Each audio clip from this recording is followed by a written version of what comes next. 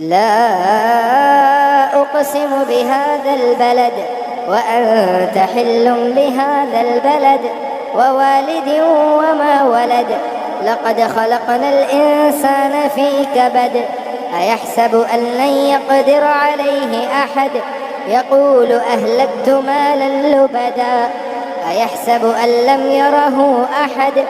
ألم نجعل له عينين ولسانا وشفتين وهديناه النجدين فلاقتحم العقبة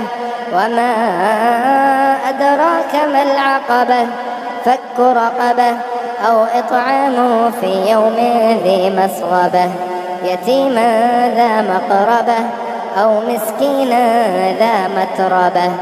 ثم كان من الذين آمنوا وتواصوا بالصبر وتواصوا بالمرحمة